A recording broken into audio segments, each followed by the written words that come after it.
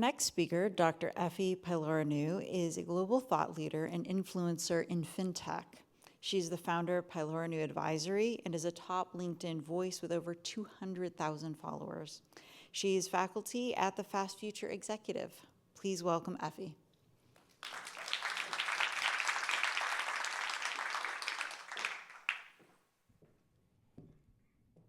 What if I were to tell you that everything that we all know about money is going to be reimagined? At the end of the day, we do live at pivotal moments. Everybody talked about that. So inevitably, money will change because it's powering every economic activity. Now, let me be clear. I'm not here today to talk to you about the demise of the US dollar as an international reserve currency. Neither I'm here to talk to you about the upside potential of the central bank digital currency that the Bank of China, the Central Bank of China, has issued.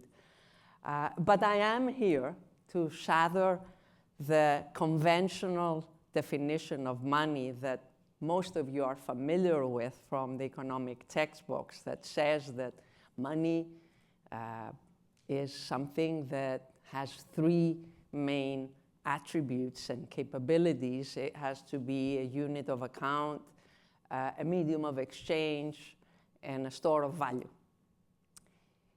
I'm here to remind you that money is not just a measuring stick. It's really a shared story. It's a shared language. It reflects our social contract. Let's go back a bit to look at the evolution of money. You know, the first writings were neither poems nor love letters. What they were money. They were debt contracts, IOUs.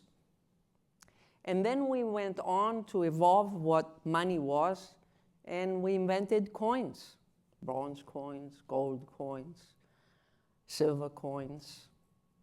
Later on, we came up with paper bills. And the first paper bills were not issued by central banks, because central banks are a fairly recent concept, if you want. You know, around the 1700s, and then basically about 2 centuries ago. And fast forward, the evolution of money accelerated. And very recently, we came up with all these cards, debit cards, credit cards, virtual cards. We came up with mobile, banking services, financial services of all sorts. Now we consider all those completely normal in the internet era. And right now, we're at a stage where money is evolving, and it is influenced by 3 main technologies and the convergence of those. And those technologies are, we've spoke all about artificial intelligence, blockchain recently, and Web3. And it's not only the technologies, it's the principles of those technologies. The principles like autonomy or decentralization, or the fact that the internet has shifted from just read and write to owning and delegating. These are all shaping money. Oops. Sorry. You know, money is really reflecting our shared beliefs.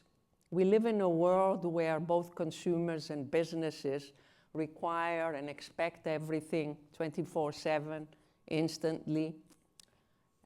With financial services, we expect to be served at the point of sale. Beyond payments, we don't want to visit a bank branch. We want credit at the point of sale, ideally with no pre-qualification.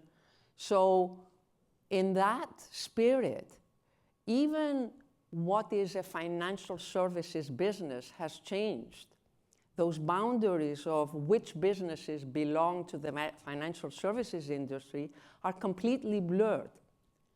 Did you know that Starbucks has in its prepaid card more money than 4,000 US banks? That's about 90% of the US bank population. $1.9 billion in that prepaid card of Starbucks. That's more than the deposits of each of these 4,000 banks.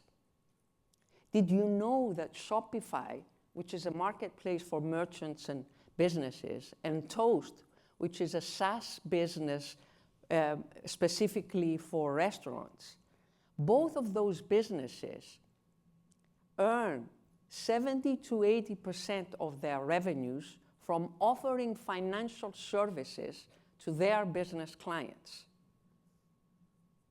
So who's in the money business? That's changed.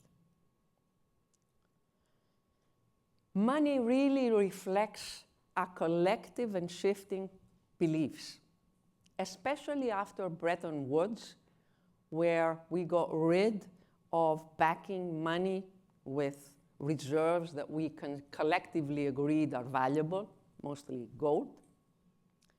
And after that Halloween night of 2008, when Satoshi Nakamoto put out the paper of Bitcoin, a peer-to-peer cash electronic system that solved the double spending problem and made a reality the vision of the Nobel laureate Milton Friedman that envisioned that you could move value securely between two strangers.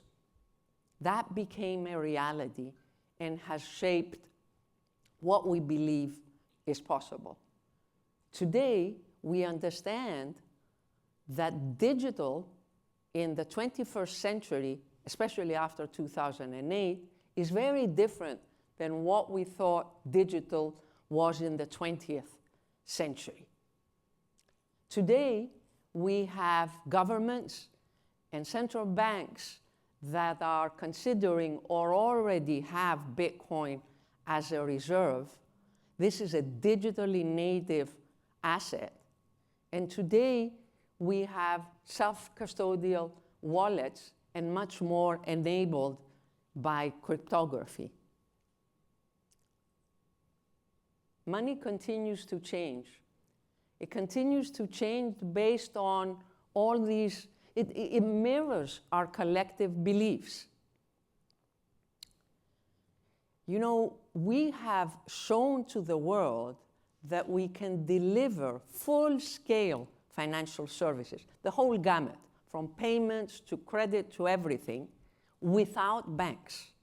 Where have we shown that? In Africa. Africa is the region with the most growing younger population. And there, we have delivered, over 15 years ago, and now at scale, financial services through a simple phone, not a smartphone, and a SIM card, telecommunication-led money. This is what we call mobile money. It's done through simple phones, a SIM card, and a network of human agents where you can go and top up cards.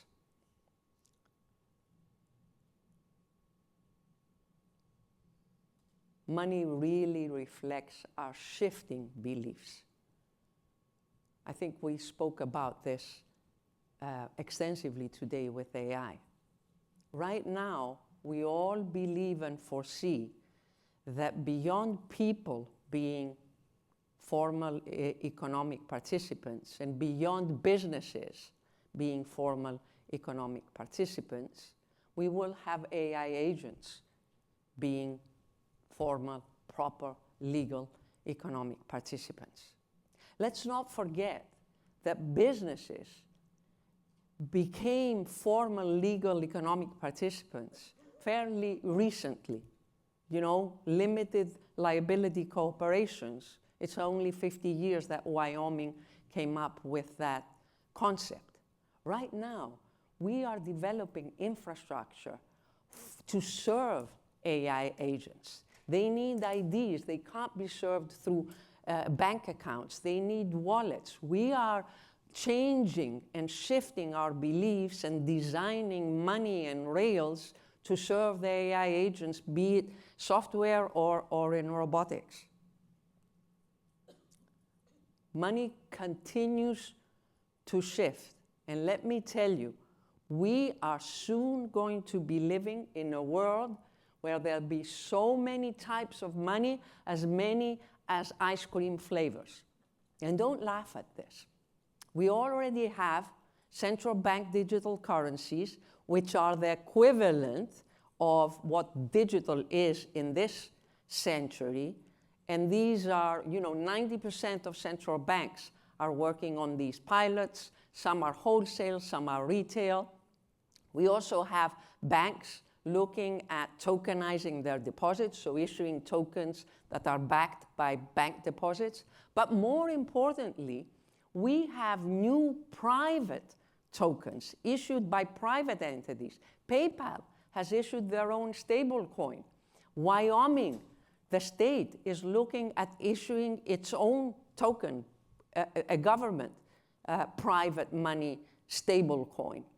Walmart is looking to issue its own stable coin.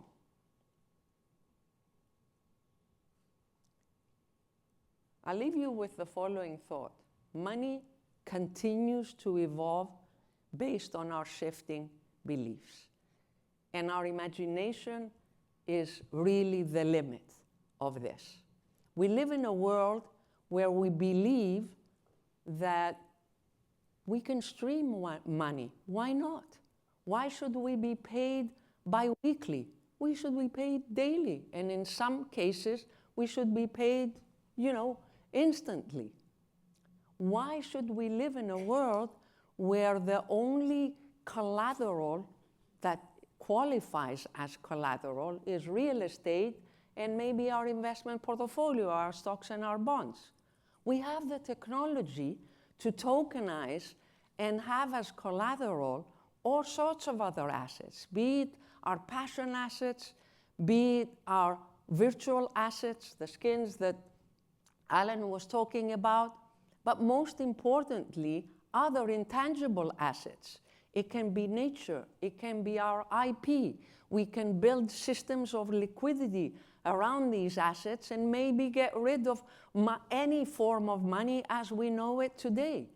The sky is the limit. I'll leave you with this thought, really.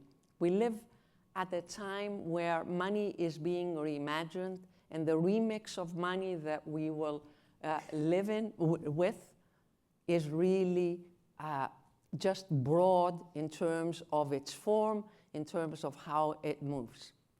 Thank you very much.